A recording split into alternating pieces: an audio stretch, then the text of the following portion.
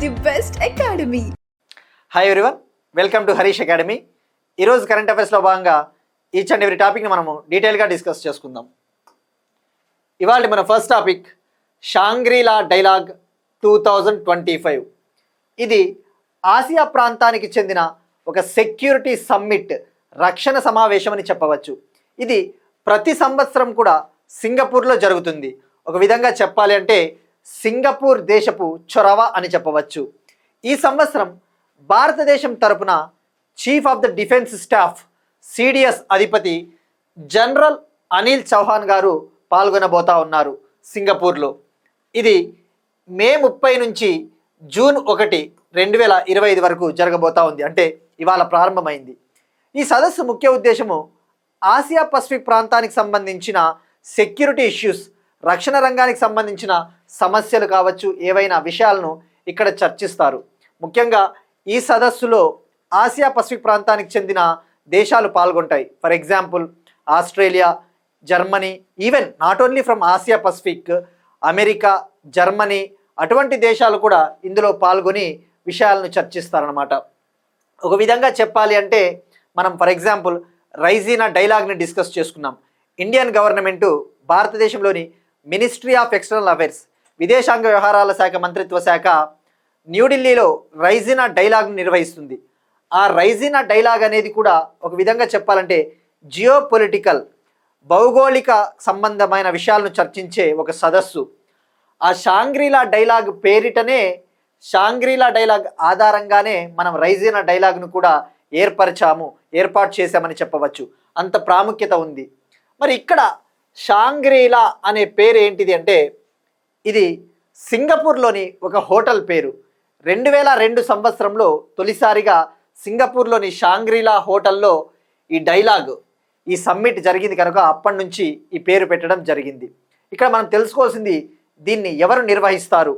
దీన్ని ప్రతి సంవత్సరం annual every year London head క్వార్టర్స్గా ఉండే యూకేలోని లండన్ ప్రధాన కార్యాలయంగా ఉన్న International Institute for Strategic Studies మరియు సింగపూర్కు చెందిన డిఫెన్స్ మంత్రిత్వ శాఖ సంయుక్తంగా నిర్వహిస్తారు. ఈ సంవత్సరం జరుగుతూ ఉన్నది 22వ ఎడిషన్.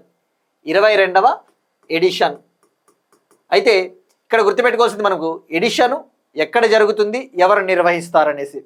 ఇక మనము ఒక డిఫరెన్స్ తెలుసుకోవాలి రైజీనా డైలాగ్కి, షాంగ్రీలా డైలాగ్కి.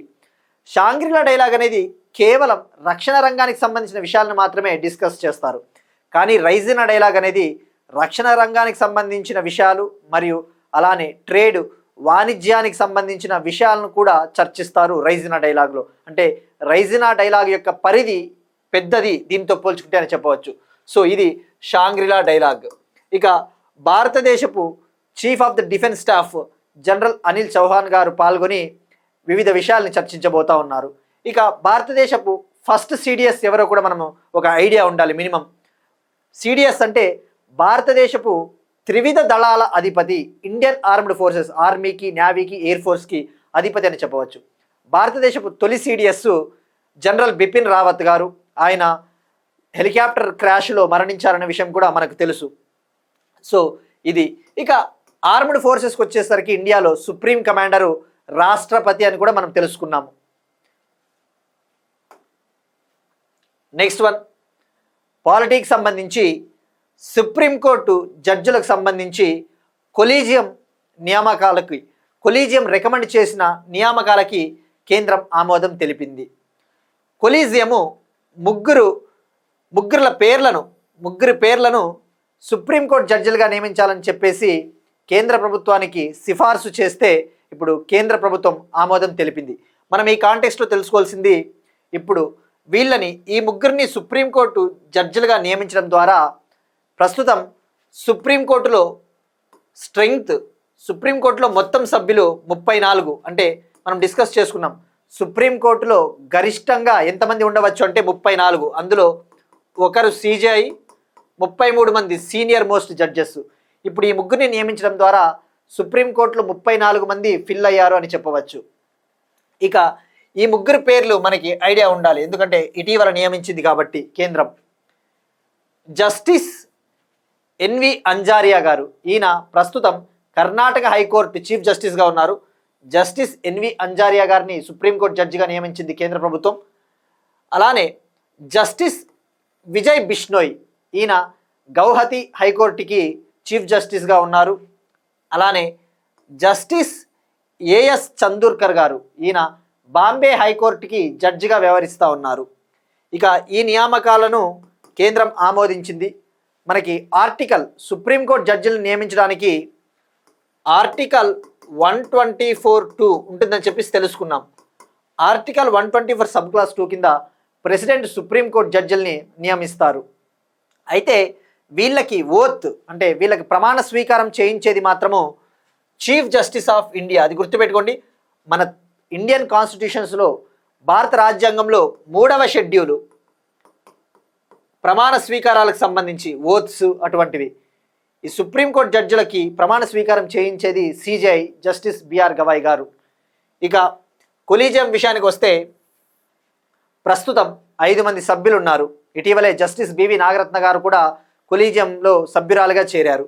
ఇక కొలీజియం విషయానికి వస్తే 2వ జడ్జి కేస్ 1993లో సిజేఐ మరియు 2 సభ్యులతో కూడిన కొలీజియంను సుప్రీంకోర్టు ఫామ్ చేసింది. 3వ జడ్జి కేసులో 1998లో సిజేఐ మరియు 4 సీనియర్ మోస్ట్ జడ్జిలు ఓవరాల్గా 5 సభ్యుల కొలీజియంని సుప్రీంకోర్టు ఏర్పాటు చేసిందన్న విషయం మనం తెలుసుకున్నాం.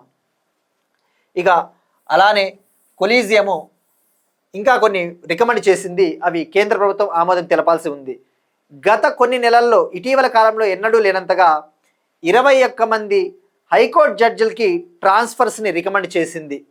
ఇక హైకోర్టు జడ్జిల్ని ట్రాన్స్ఫర్ చేసే విషయం వస్తే మనకి పార్ట్ 6లో ఇండియన్ కాన్స్టిట్యూషన్లో పార్ట్ 6లో ఎగ్జిక్యూటివ్ ఉంటుంది, లెజిస్లేచర్, జ్యుడిషియరీ. ఈ జ్యుడిషియరీ కింద హైకోర్టు వస్తుంది. స్టేట్ గవర్నమెంట్లో హైకోర్టులో ఆర్టికల్ 214 నుంచి 231 హైకోర్టుకు సంబంధించిన ఆర్టికల్స్. ఇందులో ఆర్టికల్ 217 హైకోర్టు జడ్జిల్ని ప్రెసిడెంట్ అపాయింట్ చేస్తారు. ఇక ఆర్టికల్ 222 విషయానికి వస్తే, ఆర్టికల్ 322 విషయానికి వస్తే ఒక హైకోర్టు నుంచి మరొక హైకోర్టుకి జడ్జిల్ని ట్రాన్స్ఫర్ చేయవచ్చు. దానికి సంబంధించి కొలీజియం సిఫార్సులు చేస్తుంది. వాటిని ప్రెసిడెంటు సిజేఐ అంగీకారం తర్వాత, గుర్తుపెట్టుకోండి, సిజేఐ అంగీకారంతో సిజేఐని కన్సల్ట్ చేసిన తర్వాత ప్రెసిడెంటు ట్రాన్స్ఫర్లని ఆమోదిస్తారు. ఆ జడ్జిల్ని ట్రాన్స్ఫర్ చేసేటప్పుడు ఒక హైకోర్టు నుంచి మరొక హైకోర్టుకి ఆ హైకోర్టు జడ్జి యొక్క అభిప్రాయం అవసరం ఉండదు. అతని అభిప్రాయంని పరిగణలోకి తీసుకోరు, అతన్ని కన్సల్ట్ చేయరు. ఇది హైకోర్టు జడ్జిలకు సంబంధించి. ఇంకా అలానే తెలంగాణ హైకోర్టుకి సంబంధించి గత 5 నెలలుగా ఖాళీగా ఉన్న తెలంగాణ హైకోర్టు చీఫ్ జస్టిస్ పదవికి ప్రస్తుతం త్రిపుర హైకోర్టుకి చీఫ్ జస్టిస్గా ఉన్న జస్టిస్ ఏకే సింగ్ గారిని తెలంగాణ హైకోర్టు చీఫ్ జస్టిస్గా నియమించాలని చెప్పేసి కొలీజియము సిఫార్సు చేసింది. అయితే కేంద్ర ప్రభుత్వము ఇంకా నిర్ణయం తీసుకోవాల్సిన అవసరం ఉంది. వీరితో పాటు ఓవరాల్గా కొలీజియం 4 హైకోర్టుల ప్రధాన న్యాయమూర్తులను బదిలీ చేయాలని చెప్పేసి సిఫార్సు చేసింది. ఇది ఇక్కడ గుర్తుపెట్టుకోవాల్సింది, కేంద్రం ఆమోదం తెలిపినట్టయితే తెలంగాణ హైకోర్టు చీఫ్ జస్టిస్గా జస్టిస్ ఏకే సింగ్ గారు నియమింపబడతారు. ఒకవేళ ఆయన నియమింపబడినట్టయితే తెలంగాణ హైకోర్టుకు 7వ ప్రధాన న్యాయమూర్తిగా బాధ్యతలు చేపట్టబోతారు. ఇది మనకు సుప్రీంకోర్టు కొలీజియంకి సంబంధించి. నెక్స్ట్ వన్, భారతదేశంలో మొట్టమొదటి artificial intelligence special economic zone. మనం సెజ్ కాన్సెప్ట్ని డిస్కస్ చేసుకున్నాం. సెజ్ అంటే స్పెషల్ ఎకనామిక్ జోన్. ఇందులో వివిధ రకాల ఇండస్ట్రీలు, వివిధ రకాల కంపెనీలు తమ పెట్టుబడులను పెడతాయి. వాటికి పన్ను రాయితీలు కూడా ఇస్తారు. మొదటి 5 ఏళ్ళు 100% పన్ను రాయితీని ఇస్తారని చెప్పేసి మనం తెలుసుకున్నాం. ఈ సెజ్ చట్టం 2005 కింద ఏర్పాటు చేస్తారన్న విషయం కూడా మనం తెలుసుకున్నాం. ఇక ఇప్పుడు ఇండియాలో తొలిసారిగా కృత్రిమ మేధస్సు ఆధారిత సెజ్ ఛత్తీస్గఢ్లోని నవరాయ్పూర్లో ఏర్పాటు చేయబోతా ఉన్నారు. మనం ఆల్రెడీ డిస్కస్ చేసుకున్నాం. నవరాయ్పూర్ ఛత్తీస్గఢ్లో భారతదేశపు మొట్టమొదటి కృత్రిమ మేధస్సు ఆధారిత డేటా సెంటర్ను ఏర్పాటు చేస్తూ ఉన్నామని చెప్పేసి. ఒక విధంగా చెప్పాలంటే ఆ data centre, AI data centre అనేది ఈ ఏఐ సెజ్లో భాగమే. ఇది ఓవరాల్గా ఇది బ్రాడ్ టర్మ్ అని చెప్పవచ్చు, ఏఐ సెజ్. మరి దీన్ని 1000 కోట్లతో నిర్మిస్తూ ఉన్నారు. ఇందులో డేటా సెంటర్లు, ఏఐ డేటా సెంటర్లు, అలానే టెక్నాలజీ కంపెనీలు Google, open AI, Microsoft, meta లాంటి కంపెనీలు పెట్టుబడులు పెడతాయి. వాళ్ళ బ్రాంచెస్ను కూడా ఏర్పాటు చేయబోతూ ఉన్నారు. ఓవరాల్గా చెప్పాలంటే భారతదేశపు కృత్రిమ మేధస్సు ఎకోసిస్టమ్కి, కృత్రిమ మేధస్సు వాతావరణానికి ఇది ఒక నెర్వ్ సెంటర్గా, ప్రధాన నాడీ వ్యవస్థగా పనిచేస్తుందని చెప్పవచ్చు. దీన్ని 1000 కోట్లతో ఇండోర్కు చెందిన, మధ్యప్రదేశ్ ఇండోర్కు చెందిన rack bank data centres private limited, rack bank data centres private limited నిర్మిస్తూ ఉంది. 6 ఎకరాలలో నిర్మిస్తూ ఉన్నారు దీన్ని. ఇందులో డేటా సెంటర్లు ఇవన్నీ ఏర్పాటు చేయబోతున్నారు. సో ఇక్కడ మనకి మెయిన్ ఎంత పెట్టుబడి, ఎవరు ఏర్పాటు చేస్తూ ఉన్నారని చెప్పేసి.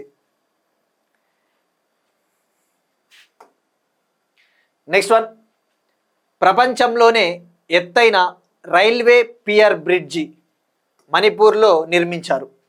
పియర్ అంటే రైల్వే పియర్ బ్రిడ్జ్, పిఐఈఆర్. పియర్ అంటే ఒక పిల్లర్, స్తంభము అని అర్థము. అంటే జనరల్గా ఈ విధంగా నిర్మించి ఉంటారు. ప్రపంచంలోనే ఎత్తైన రైల్వే పియర్ బ్రిడ్జ్ అంటే ఇందులో 2 స్తంభాలు ఉంటాయి ముఖ్యంగా. ఈ బ్రిడ్జ్లో P3, P4 అనే 2 పిల్లర్లు ఉంటాయి. ఆ పిల్లర్ల ఎత్తు 141 మీటర్లు. ఇంత ఎత్తుతో కూడిన స్తంభాలతో కూడిన రైల్వే బ్రిడ్జ్ను నిర్మించడం ఇదే తొలిసారి ప్రపంచంలోనే. దీని పేరు వచ్చేసి నోని బ్రిడ్జ్. మణిపూర్లోని నోని ప్రాంతం వద్ద నిర్మించారు. నోని బ్రిడ్జ్. దీన్నే బ్రిడ్జ్ నెంబర్ 164గా కూడా పిలుస్తారు. Bridge number 164. ఇది మణిపూర్లో నిర్మిస్తూ ఉన్న 111 కిలోమీటర్ల మేర నిర్మిస్తూ ఉన్న జిరిబం ఇంపాల్ రైల్వే లింక్ ప్రాజెక్ట్లో ఇది భాగము. దీన్ని నార్త్ ఈస్టర్న్ ఫ్రాంటియర్ రైల్వే మనం డిస్కస్ చేసుకున్నాం. గువాహతిలోని మ్యాలిగావన్ వద్ద ప్రధాన హెడ్ క్వార్టర్స్గా ఉన్న నార్త్ ఈస్ట్ ఫ్రాంటియర్స్ రైల్వే విభాగము భారత సైన్యంలోని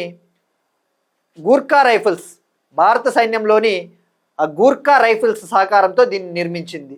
సో ఇక్కడ గుర్తుపెట్టుకోవాల్సింది, ఈ పిల్లర్ల ఎత్తు 141 మీటర్లు. Noney bridge, Manipur. Next one, Kalanamak rice, Kalanamak బియ్యం. బౌద్ధ దేశాలకు ఈ కలనమక్ బియ్యాన్ని ఎక్స్పోర్ట్ చేయాలి అని చెప్పేసి ఉత్తరప్రదేశ్ ప్రభుత్వం భావిస్తూ ఉంది. ఉత్తరప్రదేశ్ చాలా వాటికి ప్రాముఖ్యత. ఇటీవలే బంగ్లాదేశ్కు ఉత్తరప్రదేశ్లోని ముజఫర్నగర్ నుంచి జిఐ ట్యాగ్ కలిగిన బెల్లాన్ని, జాగరీని కూడా ఎక్స్పోర్ట్ చేశామన్న విషయం మనం తెలుసుకున్నాం. ఇప్పుడు ఉత్తరప్రదేశ్లోని ఒక జిల్లాలో పండించే, ఒక ప్రాంతంలో పండించే కలనమక్ బియ్యాన్ని బౌద్ధులు ఎక్కువగా ఉన్న దేశాలు, వియత్నాము, థాయిలాండ్ ఇటువంటి దేశాలకు ఎక్స్పోర్ట్ చేసినట్టయితే మనకు ఆదాయం వస్తుందని చెప్పేసి ఉత్తరప్రదేశ్ భావిస్తూ ఉంది. మరి ఇది ఎందుకు బౌద్ధ దేశాలకు ఎక్స్పోర్ట్ చేయాలని అనుకుంటున్నారంటే దీనికి ఒక చారిత్రకంగా ప్రాముఖ్యత ఉంది. దీనినే బుద్ధా రైస్ అని కూడా పిలుస్తారు. బుద్ధా రైస్. దీనికి ప్రధాన కారణం ఇది గౌతమ బుద్ధుడు కాలం నాటి నుంచే పండిస్తూ ఉన్నారని చెప్పేసి ఒక నమ్మకం. అంటే 600 BC ఆ టైం నుంచే పండిస్తూ ఉన్నారు.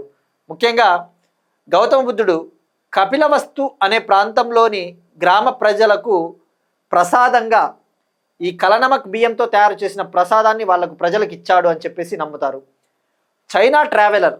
చైనా యాత్రికుడు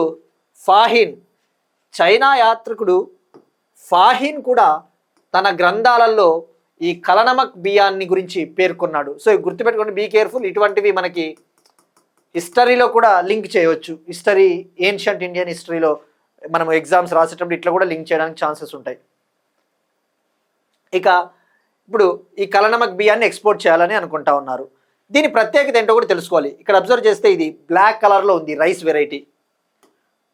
ఈ వరి ఏమో బ్లాక్ కలర్లో ఉంటుంది, కానీ బియ్యం వచ్చేసి దీన్ని బియ్యం ఆడిచ్చినప్పుడు లోపల వైటే ఉంటుంది.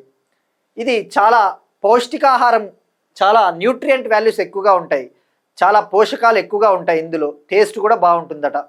సో గుర్తుపెట్టుకోవాల్సింది బుద్ధ రైస్. ఇక మనకి ఇది 1 డిస్ట్రిక్ట్ 1 ప్రోడక్ట్లో భాగమని కూడా చెప్పవచ్చు. 1 డిస్ట్రిక్ట్ 1 ప్రోడక్ట్ మనం డిస్కస్ చేసుకున్నాం. 2018లో ఫుడ్ ప్రాసెసింగ్ మంత్రిత్వ శాఖ భారతదేశంలోని వివిధ రాష్ట్రాలలోని కొన్ని జిల్లాలలో పండించే ప్రత్యేకమైన, కొన్ని జిల్లాలలో పండించేవి లేదంటే తయారు చేసే ప్రోడక్ట్లను ఎక్స్పోర్ట్ చేయడానికి, ఎక్స్పోర్ట్ను ప్రోత్సహించడానికి 1 డిస్ట్రిక్ట్ 1 ప్రోడక్ట్ స్కీమ్ని లాంచ్ చేసింది. అయితే ఈ స్కీమ్ ప్రధాన బాధ్యత, ఈ స్కీమ్ నిర్వహణ ప్రధాన బాధ్యత వచ్చేసి కామర్స్ అండ్ ఇండస్ట్రీ మంత్రిత్వ శాఖ నిర్వహిస్తుందన్న విషయం మనము గుర్తుపెట్టుకోవాలి. సో ఇది కలనమక్ రైస్ గురించి.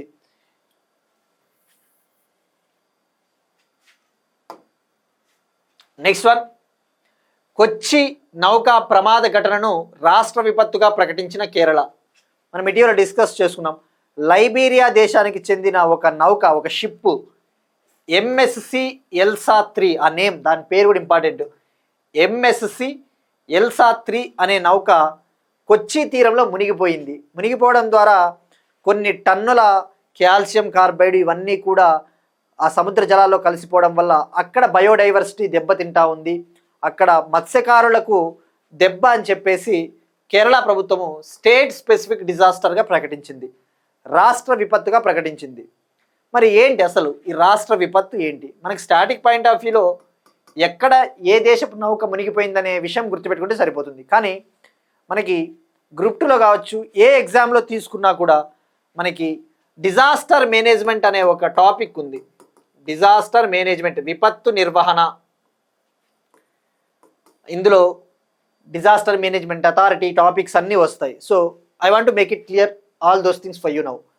ఇప్పుడు అబ్జర్వ్ చేస్తే రాష్ట్ర విపత్తుగా ప్రకటించడం వల్ల కొన్ని లాభాలు ఉంటాయి. ఇప్పుడు ఆల్రెడీ కేరళ గతంలో మ్యాన్ అనిమల్ కాన్ఫ్లిక్ట్స్ని, జంతువులు మానవుల మధ్య ఘర్షణను రాష్ట్ర విపత్తుగా ప్రకటించిన తొలి రాష్ట్రంగా చరిత్ర సృష్టించింది. అలానే ఇటీవల తెలంగాణ గవర్నమెంటు హీట్ వేవ్స్ని, వేడిగాలులని స్టేట్ స్పెసిఫిక్ డిజాస్టర్గా ప్రకటించింది. ఇప్పుడు ఇలా ప్రకటించడం వల్ల ఏమవుతుంది అంటే మనకి నేషనల్ డిజాస్టర్ మేనేజ్మెంట్ అథారిటీ 2005 చట్టం ఉంది. దీనికి ప్రధానమంత్రి అధ్యక్షత వహిస్తాడు. ఎన్డీఎంఏకి ప్రధానమంత్రి అధ్యక్షత వహిస్తాడు, అది గుర్తుపెట్టుకోండి. ఈ జాతీయ విపత్తు నిర్వహణ అథారిటీ చట్టం 2005 ఏమని చెప్తుంది? ఇందులో NDRF, national disaster response fund ఉంటుంది, స్టేట్ డిజాస్టర్ రెస్పాన్స్ ఫండ్ ఉంటుంది. అంటే జాతీయ స్థాయిలో వచ్చే విపత్తులను ఎదుర్కోవడానికి ఎన్డీఎఫ్ ద్వారా నిధులు అందించబడతాయి. కేంద్రం అందిస్తుంది నిధులు ఎన్డీఆర్ఎఫ్ కింద. అదే ఏదైనా రాష్ట్ర స్థాయిలో విపత్తులు అంటే ఫర్ ఎగ్జాంపుల్ ఈ ఎన్డీఎంఏ కింద 13 రకాల విపత్తులను జాతీయ విపత్తులుగా ప్రకటిస్తారు. అందులో లేని విపత్తులను రాష్ట్ర విపత్తులుగా ప్రకటించడం వల్ల ఈ ఎస్డీఆర్ఎఫ్లో ఉండే నిధులను పొందవచ్చు. ఫర్ ఎగ్జాంపుల్ ఇప్పుడు ఈ నౌక మునిగిపోయిన ఘటనని రాష్ట్ర విపత్తుగా ప్రకటించడం ద్వారా ఈ ఎస్డీఆర్ఎఫ్ నుంచి నిధులను దీనికి వాడుకోవచ్చు. సో ఎస్డిఆర్ఎఫ్ ఇది advantage, state disaster response fund. మరి దీనికి ఫండింగ్ ఎవరిస్తారు అంటే సెంటరు ఇస్తుంది, స్టేట్స్ ఇస్తాయి. ఎస్డిఆర్ఎఫ్లో ఫర్ ఎగ్జాంపుల్ నార్త్ ఈస్ట్ రాష్ట్రాలు, ఈశాన్య రాష్ట్రాలు మరియు హిమాలయ ప్రాంతాలకైతే ఈ ఎస్డిఆర్ఎఫ్ నిధులు సెంటర్ 90% భరిస్తుంది. సెంటర్ 90% భరిస్తుంది. అదే ఆ రాష్ట్ర ప్రభుత్వాలు అయితే 10% భరిస్తాయి. అది గుర్తుపెట్టుకోండి, ఇది చాలా ఇంపార్టెంట్. మరి అదే మిగతా రాష్ట్రాలు అయితే, నార్త్ ఈస్ట్ హిమాలయ రాష్ట్రాలు కాకుండా మిగతా రాష్ట్రాలు అయితే సెంటరు 75% నిధులు ఇస్తుంది, స్టేట్స్ 25% నిధులను కేటాయిస్తాయి. ఇది మనకి ఈ పాయింట్స్ చాలా ఇంపార్టెంట్. ఎందుకంటే మీరు డిజాస్టర్ మేనేజ్మెంట్ ఏది చదివినా కూడా ఇవే కాన్సెప్ట్సే వస్తాయి.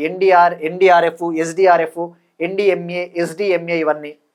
ఇక మరి ఎన్డీఆర్ఎఫ్ నిధులు, స్టేట్ డిజాస్టర్ రెస్పాన్స్ ఫోర్స్లకు నిధులను ఎవరు అలకేట్ చేస్తారు, ఎవరు నిర్ణయిస్తారు అంటే ఫైనాన్స్ కమిషన్ ఆర్థిక సంఘ సలహాల మేరకు నిధులు కేటాయించబడతాయి. సో ఇది మనకి ఎన్డీఎంఏ గురించి. ఇవి అడ్వాంటేజెస్. ఇప్పుడు క్వశ్చన్ చూద్దాం. మనం ఇటీవల డిస్కస్ చేసినది న్యూ డెవలప్మెంట్ బ్యాంక్ సంబంధించి. ఇటీవల ఏ దేశం న్యూ డెవలప్మెంట్ బ్యాంకులో 9వ దేశంగా చేరింది? Option A Romania, option B Bulgaria, option C Algeria, option D Slovakia. అలానే ఈ న్యూ డెవలప్మెంట్ బ్యాంక్కి ఉన్న మరో పేరేంటి? ఏషియన్ డెవలప్మెంట్ బ్యాంకులో ఉన్న కంట్రీస్ ఎన్ని? న్యూ డెవలప్మెంట్ బ్యాంకులో ఇది ఎప్పుడు ఏర్పాటైంది? ఈ బేసిక్ డీటెయిల్స్ కూడా ఆన్సర్ చేయడానికి ట్రై చేయండి. ఇక మనం అడిగిన క్వశ్చన్ వచ్చేసి వరల్డ్ హైడ్రోజన్ సమ్మిట్ 2025 ఎక్కడ జరిగింది అంటే అది రాటర్డామ్, నెదర్లాండ్స్లోని రాటర్డామ్. నెక్స్ట్ వన్, తెలంగాణ రాష్ట్రానికి సంబంధించి ఒక స్కీమ్, ఇందిరమ్మ అమృతం స్కీమ్. ఈ స్కీమ్ ముఖ్య ఉద్దేశము తెలంగాణ రాష్ట్రంలో ఎవరైతే రక్తహీనతతో బాధపడతా ఉన్నారో, ఎనీమియా, ముఖ్యంగా బాలికలు 14 నుంచి 18 ఏళ్ల వయసున్న బాలికలు రక్తహీనతతో బాధపడతా ఉన్నారో అటువంటి వాళ్ళకి పౌష్టికాహారం అందించడానికి, అటువంటి బాలికలకు ప్రతిరోజు కూడా చిక్కీ అంటే చెనిక్కాయ బర్ఫీలు, ఆ చెనిక్కాయ బర్ఫీల్ని అందించడానికి ఇందిరమ్మ అమృతం స్కీమ్ని లాంచ్ చేశారు. ఈ పథకంలో భాగంగా 600 క్యాలరీలు ఉండే ఒక చిక్కీని ప్రతిరోజు కూడా అందించడం జరుగుతుంది. దాంతోపాటు మిగతా న్యూట్రిషియస్ ఫుడ్ని కూడా అందిస్తారు. ఇక్కడ మనం తెలుసుకోవాల్సింది ఈ స్కీమ్ని ఎప్పుడు లాంచ్ చేశారు అని చెప్పేసి. ఎప్పుడు లాంచ్ చేశారు, ఎవరు లాంచ్ చేశారు? తెలంగాణ రాష్ట్ర మహిళా శిశు అభివృద్ధి సంక్షేమ మంత్రి సీతక్క గారు భద్రాద్రి కొత్తగూడెం జిల్లాలో ప్రారంభించారు.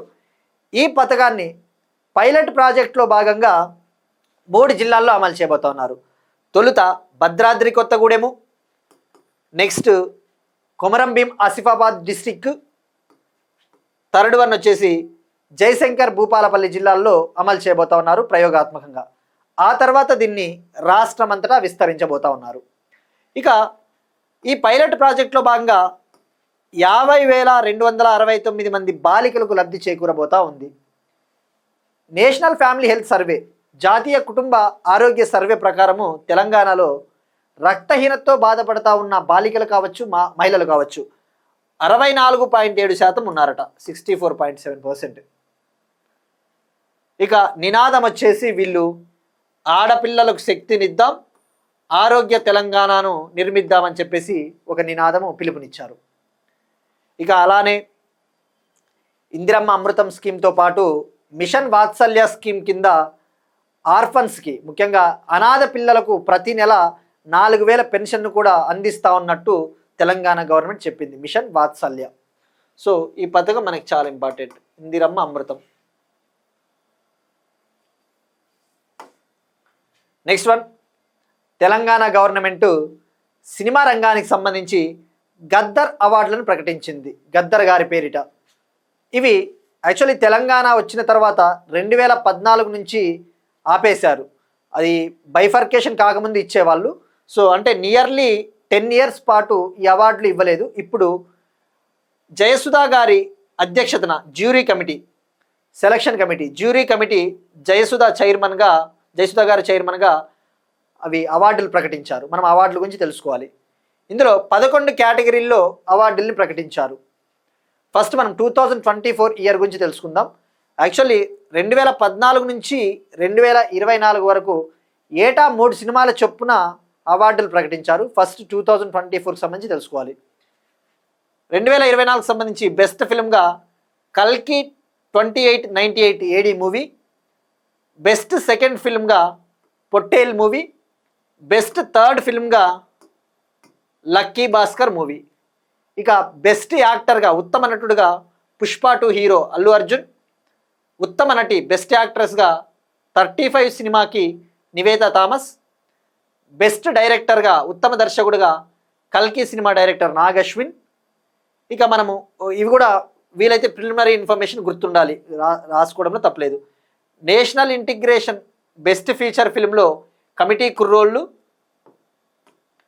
బెస్ట్ చిల్డ్రన్స్ ఫిల్మ్ వచ్చేసి 35 ఇది చిన్న కథ కాదు, feature film on history Razakar, best screenplay Venky Atluri Lucky Bhaskar మూవీకి, best editor Naveen Nooli, special jury award hero Dulquer Salmaan Lucky Bhaskar, special jury award heroine Ananya Nagalla Pottel మూవీకి.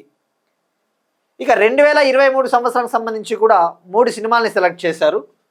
మనకి 2023 కూడా ఐడియా ఉండడంలో తప్పలేదు. Balagam movie, Hanuman movie, Bhagavanth Kesari movie. Next one, Polavaram project సంబంధించి పోలవరం ప్రాజెక్ట్ వల్ల తెలంగాణకి ఏమైనా ముప్పు ఉంటుందా, ఎటువంటి ప్రభావం ఉండబోతోందని చెప్పేసి దాన్ని స్టడీ చేయడానికి, అధ్యయనం చేయడానికి తెలంగాణ గవర్నమెంట్ ఐఐటి హైదరాబాద్ని నియమించింది. ఆ ఐఐటి హైదరాబాద్ పరిశోధకులు తమ రిపోర్ట్ని 7 అంశాలపైన నివేదిక ఇవ్వబోతా ఉన్నారు. 7 అంశాలపైన నివేదిక ఇవ్వబోతా ఉన్నారు. ఇక మనం ఇక్కడ తెలుసుకోవాల్సింది డైరెక్ట్గా స్టాటిక్ ఓరియంటెడ్లో, ఫ్యాక్ట్ ఓరియంటెడ్లో పోలవరం ముంపుకు సంబంధించి వేసిన ఏ కమిటీకి ఆ బాధ్యతలు అప్పగించారంటే ఐఐటి హైదరాబాద్ కమిటీ. ఇక పోలవరం ప్రాజెక్టు విషయానికి వస్తే ఇది జాతీయ ప్రాజెక్ట్. ఆంధ్రప్రదేశ్లోని వెస్ట్ గోదావరి జిల్లాలో పోలవరం పోలవరంలో ఉంటుంది. ఇది గోదావరి రివర్ పైన నిర్మిస్తూ ఉన్న dam. Andhra Pradesh bifurcation act, Andhra Pradesh reorganisation చట్టం 2014 సెక్షన్ 90 కింద, సెక్షన్ 90, ఈ సెక్షన్ చాలా ఇంపార్టెంట్. ఎందుకంటే ఏపీ గ్రూప్ 2లో ఇది డైరెక్ట్గా అడిగాడు. ఏపీ గ్రూప్ 2, ఈవెన్ గ్రూప్ 1లో కూడా ఏ సెక్షన్ కింద పోలవరం ప్రాజెక్ట్ని జాతీయ ప్రాజెక్టుగా ప్రకటించారు అని చెప్పేసి సెక్షన్ 90 కింద దీన్ని జాతీయ ప్రాజెక్టుగా గుర్తించారు. ఇక ఈ ప్రాజెక్టు ద్వారా సుమారుగా 4,36,825 హెక్టార్లకు నీటిపారుదల సౌకర్యాలు కలుగుతాయి, ఇరిగేషన్ ఫెసిలిటీ. అలానే 960 మెగావాట్ల సామర్థ్యం కలిగిన హైడ్రో పవర్ని కూడా ఉత్పత్తి చేయబోతా ఉన్నారు. అలానే 28.5 లక్షల మంది ప్రజలకు, 611 గ్రామాల్లో ఉన్న 28.5 లక్షల మంది ప్రజలకు తాగునీటి సదుపాయం, డ్రింకింగ్ వాటర్ కూడా కల్పించబోతా ఉన్నారు ఈ ప్రాజెక్ట్ ద్వారా. అయితే తెలంగాణకు కన్సర్న్స్ ఏమున్నాయి అంటే అబ్జెక్షన్స్, అభ్యంతరాలు. పోలవరం ప్రాజెక్టు బ్యాక్ వాటర్స్, వెనుక జలాల వల్ల భద్రాద్రి జిల్లాలో ముఖ్యంగా భద్రాచలం ఆ ఏరియాస్లో ముంపు ప్రాంతాలు ఉన్నాయి, మునిగిపోవడానికి ఆస్కారం ఉందని చెప్పేసి వాటిని స్టడీ చేయడానికి IIT Hyderabad research team appoint చేశారు. Next one, exercises. Military exercise. ఇండియాకి మంగోలియాకి మధ్య ప్రతి సంవత్సరం కూడా ఒక మిలిటరీ ఎక్సర్సైజ్ జరుగుతుంది ఇరు దేశాల ఆర్మీల మధ్య. దాని పేరే nomadic elephant exercise. Nomadic elephant ఇది రేపటి నుంచి ప్రారంభం కాబోతా ఉంది. మే 31 నుంచి జూన్ 13 వరకు మంగోలియా దేశంలోని ఉలాన్ బతార్లో జరగబోతా ఉంది. ఇది 17వ ఎడిషన్, 17th ఎడిషన్. ఇందులో పాల్గొనడానికి ఇండియన్ ఆర్మీకి సంబంధించిన బృందాలు బయలుదేరి వెళ్ళాయి. ఇక మనం తెలుసుకోవాల్సింది ఇది ఎవ్రీ ఇయర్, ప్రతి సంవత్సరం జరుగుతుంది. ఒక సంవత్సరం ఇండియాలో, ఒక సంవత్సరం మంగోలియాలో అలా జరుగుతుంది. ఇక గత సంవత్సరం 2024 జూలైలో 16వ ఎడిషను మేఘాలయలోని ఉమ్రోయిలో జరిగింది. మేఘాలయలోని ఉమ్రోయి వద్ద జరిగింది. సో ఇది మనకి బేసిక్ ఇన్ఫర్మేషన్ గుర్తుపెట్టుకుంటే సరిపోతుంది. Next one, Tianwen two mission. Tianwen two అనే ఒక మిషన్ని చైనా లాంచ్ చేసింది.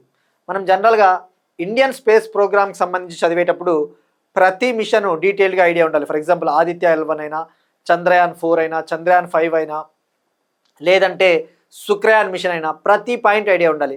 కానీ ఇవి వేరే దేశాలకు చెందినవి. చైనా తియాన్వెన్-2 అనే మిషన్ని లాంచ్ చేసింది.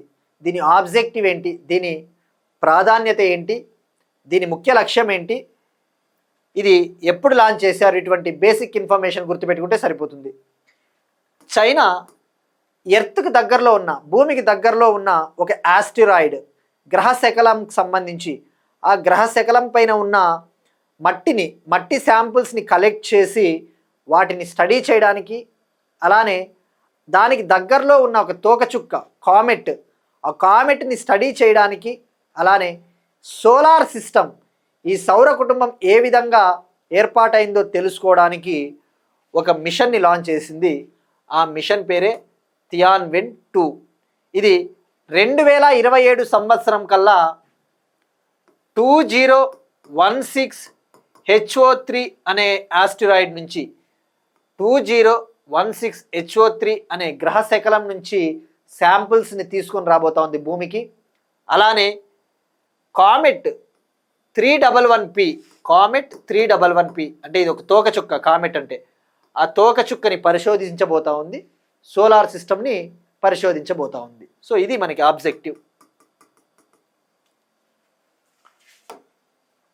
నెక్స్ట్ వన్, బయోడైవర్సిటీకి సంబంధించి, జీవ వైవిధ్యానికి సంబంధించి చెన్నై తీరంలో ఒక రేర్ మైక్రో ఆర్గానిజమ్స్ని జూలాజికల్ సర్వే ఆఫ్ ఇండియా శాస్త్రవేత్తలు కనుగొన్నారు.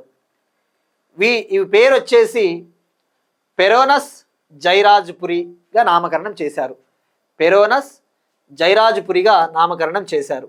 ఇవి సూక్ష్మజీవులు. ఇక్కడ చూస్తున్నట్టు ఇవి మైక్రో ఆర్గానిజమ్స్. ఇవి యాక్చువల్లీ ప్రపంచంలో 2 లేదా 3 ప్రదేశాల్లో 2-3 చోట్ల మాత్రమే ఇవి కనబడుతున్నాయంట. ఇప్పుడు చెన్నైలోని కాసిమేడు కోస్టులో ఈ సూక్ష్మజీవుల్ని శాస్త్రవేత్తలు డాక్టర్ అంజుమ్ రిజ్వీ మరియు రితికా దత్తా గారు గుర్తించారు. వీటికి పేరు ఇండియాలోని ప్రముఖ నెమటాలజిస్ట్ ప్రొఫెసర్ ఎంఎస్ జైరాజ్పురి గౌరవార్థంగా ఆ పేరు పెట్టారు ఆ సూక్ష్మజీవులకి. ఇవి యాక్చువల్లీ 1966లో దక్షిణాఫ్రికా తీరంలో కనిపించాయి. మరో రకం 2015లో చైనా తీరంలో కనబడ్డాయట. ఇప్పుడు 3వసారి మన చెన్నై తీరం, కాసిమేడు తీరం వద్ద కనుగొన్నారు. సో ఇక్కడ గుర్తుపెట్టుకోవాల్సింది, వాడు ఎలా అడుగుతా అంటే ఎగ్జామ్లో పెరోనస్ జైరాజ్పురి అనే సూక్ష్మజీవులు ఎక్కడ కనుగొన్నారు, లేదంటే ఇటీవల చెన్నై తీరంలో కనుగొన్న అరుదైన సూక్ష్మజీవులు పేరేంటి అని చెప్పేసి 4 ఆప్షన్లు ఇస్తారు. నెక్స్ట్ వన్, అవార్డ్స్కి సంబంధించి global Indian of the year award 2025. ఇది కెనడా దేశంలో ఒక ఫౌండేషన్ ఇస్తుందన్నమాట. ముఖ్యంగా భారతీయ మూలాలున్న వ్యక్తులకి, ఇండియన్ ఆరిజిన్ పీపుల్కి ఇవ్వడం జరుగుతుంది. ఈ సంవత్సరము ఈషా ఫౌండేషన్ ఫౌండరు, భారతదేశపు ఆధ్యాత్మికవేత్త సద్గురు గారికి ఈ అవార్డు దక్కింది. దీనికి ప్రధాన కారణము ఈయన పర్యావరణాన్ని రక్షించడానికి చేసిన ఎఫర్ట్స్. ముఖ్యంగా కావేరీ నదిని సంరక్షించడానికి కావేరీ కాలింగ్ ప్రాజెక్ట్ పేరిట ఒక ఎన్విరాన్మెంటల్ ఉద్యమం చేశాడు కనుక ఈయనకి కెనడా ఇండియా ఫౌండేషన్ సంస్థ ఈ అవార్డుని ప్రజెంట్ చేసింది. ఇందులో భాగంగా ఈయనకు వచ్చిన 50,000 కెనడా డాలర్ల ప్రైజ్ మనీని కూడా ఆ కావేరీ ప్రాజెక్ట్కి డెడికేట్ చేశారు. సో ఇక్కడ గుర్తుపెట్టుకోవాల్సింది, global Indian of the year award ఎవరికి వచ్చింది, ఏ దేశం ఇచ్చింది. ఇక కెనడా అంటే మనకి గుర్తు రావాల్సింది, ఇటీవల మార్క్ కార్నీ గారు ప్రమాణ స్వీకారం చేశారు ప్రధానమంత్రిగా. అలానే కెనడాని అమెరికా 51వ రాష్ట్రంగా ప్రకటించాలని చూస్తుంది. పదే చెప్తా ఉన్నాడు ట్రంప్, మీరు కనుక 51వ రాష్ట్రంగా మా దేశంలో జాయిన్ అయితే మీకు గోల్డెన్ డూమ్లో ఫ్రీగా చేరవచ్చు అని చెప్పేసి కూడా ట్రంప్ ఒక ప్రతిపాదన తీసుకొచ్చాడు. సో ఇట్లా కూడా అడగవచ్చు, ఇటీవల 51వ రాష్ట్రంగా ఏ దేశాన్ని ట్రంప్ ప్రతిపాదించాడు అంటే కెనడా. నెక్స్ట్ వన్, భారతదేశంలో సెమీకండక్టర్ ఇన్నోవేషన్స్ని ప్రోత్సహించడానికి, సెమీకండక్టర్ రంగంలో ఆవిష్కరణలను ప్రోత్సహించడానికి ఐఐటి ఖరగ్పూర్ మరియు సింగపూర్కు చెందిన ఇన్స్టిట్యూట్ ఆఫ్ మైక్రో ఎలక్ట్రానిక్స్ ఒక MOU ఒప్పందం పైన సంతకం చేశాయి. ఆల్రెడీ సెమీకండక్టర్కి సంబంధించి ఇటీవలే ప్రధానమంత్రి నరేంద్ర మోడీ గారు rising north east investor summit 2025లో మాట్లాడుతూ భారతదేశపు తొలి స్వదేశీ సెమీకండక్టర్ చిప్పు అస్సాంలోని సెమీకండక్టర్ ప్లాంట్ నుంచి రాబోతోందని చెప్పేసి కూడా ప్రకటించారు. సో ఈ కాంటెక్స్ట్లో మనకి సెమీకండక్టర్ ఆవిష్కరణలను ప్రోత్సహించడానికి ఐఐటి ఖరగ్పూర్ మరియు సింగపూర్ మధ్య MOU. ఈ ఈవెంట్ వచ్చేసి ఈ MOU Semicon south east Asia 2025 conference వద్ద ఈ ఎంఓయు కుదిరింది. Semicon south east Asia 2025. So ఇక్కడ గుర్తుపెట్టుకోవాల్సింది మనకి ఐఐటి, ఏ ఐఐటి సెమీ కండక్టర్స్ కోసం ఎంఓయు కుదుర్చుకునిందంటే IIT Kharagpur. Next one, persons in news. కెన్యాకు చెందిన ఒక ప్రముఖ రచయిత, ప్రముఖ నావెల్ రైటర్, రచయిత గూగీవా థియాంగో అనే ఆయన మరణించారు 87 ఏళ్ల వయసులో. మనం ఇక్కడ తెలుసుకోవాల్సింది ఈయనకు ప్రాముఖ్యత ఉంది. ఈయన తూర్పు ఆఫ్రికా దేశమైన కెన్యాలో జన్మించారు. కెన్యా ఒకప్పుడు వలస రాజ్యం, బ్రిటిష్ వాళ్ళు పరిపాలించేటప్పుడు ఆ వలస రాజ్యం నుంచి ఏ విధంగా ప్రజాస్వామిక దేశంగా ట్రాన్స్ఫార్మ్ అయింది, ఆ ట్రాన్స్ఫార్మ్ అయ్యేటప్పుడు జరిగిన పరిణామాలని ఈయన తన నవలల్లో, తన పుస్తకాలలో రాశారు. సో గుగీవా థియాంగి. అలానే 1964లో ఈయన ఇంగ్లీష్లో ఒక నావెల్ రాశాడు, వీప్ నాట్ చైల్డ్ అనే ఒక నావెల్ రాశాడు. అది ఇంగ్లీష్లో రాశాడు. అది 1964 సంవత్సరంలో దాన్ని ప్రచురితం చేశారు, పబ్లిష్ చేశారు. ఇది తూర్పు ఆఫ్రికాకు చెందిన ఒక రచయిత రాసిన పుస్తకము. తూర్పు ఆఫ్రికాకు చెందిన ఒక రచయిత ఇంగ్లీష్లో రాసిన పుస్తకము ప్రచురితం కావడం అదే తొలిసారట. So weep not child, Kenya writer. Next one, sports. Asia weightlifting championship 2026 సంవత్సరంలో ఆసియా వెయిట్ లిఫ్టింగ్ ఛాంపియన్షిప్ని అహ్మదాబాద్లో నిర్వహించబోతా ఉన్నారు. 44 ఏళ్ల తర్వాత తొలిసారిగా ఇండియాలో నిర్వహించబోతా ఉన్నారు. గుర్తుపెట్టుకోండి, అహ్మదాబాద్. ఇది 2026లో జరగబోతా ఉంది అహ్మదాబాద్. ఇక ఆల్రెడీ ఇండియా 2030 కామన్వెల్త్ గేమ్స్ని ఇండియాలో నిర్వహించాలని చెప్పేసి బిడ్డింగ్ కూడా వేసింది. ఇక అహ్మదాబాద్ ఈ సంవత్సరం 2025 ఆగస్టులో కామన్వెల్త్ వెయిట్ లిఫ్టింగ్ ఛాంపియన్షిప్ను కూడా అహ్మదాబాద్లో నిర్వహించబోతా ఉన్నారు. ఇండియా 2036 ఒలింపిక్స్ను కూడా అహ్మదాబాద్లో నిర్వహించాలని చెప్పేసి గట్టిగా ట్రై చేస్తూ ఉంది. అందుకే అహ్మదాబాద్ స్టేడియంని ఈవెన్ క్రికెట్ స్టేడియం తీసుకున్నా కూడా నరేంద్ర మోడీ స్టేడియం అప్గ్రేడ్ చేస్తూ ఉన్నారు ఎక్కువగా. సో అహ్మదాబాద్. నెక్స్ట్ వన్, 26వ ఏషియన్ అథ్లెటిక్స్ ఛాంపియన్షిప్ సౌత్ కొరియాలోని గుమీలో జరుగుతూ ఉంది అని చెప్పేసి తెలుసుకున్నాం. ఇది 27th to 31st మే జరుగుతూ ఉంది, అంటే రేపటితో ముగియబోతూ ఉంది. ఇందులో భాగంగా తెలుగు క్రీడాకారిణి, ఆంధ్రప్రదేశ్కు చెందిన జ్యోతి ఎర్రాజీ అనే రన్నింగ్ రేస్ క్రీడాకారిణి గోల్డ్ మెడల్ గెలుపొందింది. మహిళల 100 మీటర్ల పరుగు పందాన్ని 12.96 సెకండ్లలో ముగించి గోల్డ్ మెడల్ని గెలుపొందింది. ఇక్కడ మనం ఫోకస్ చేయాల్సింది, రేపు ఎలాగూ ఆసియా అథ్లెటిక్స్ ఛాంపియన్షిప్ అయిపోయిన తర్వాత ఏ కంట్రీ టాప్లో ఉందో తెలుసుకుంటాం. బట్ జ్యోతి ఎర్రాజీ ఏ స్టేట్కి చెందిన ఆమె కూడా అడగవచ్చు, మ్యాచ్ ద ఫాలోయింగ్ ఇచ్చేసి ఇన్నోవేటివ్గా.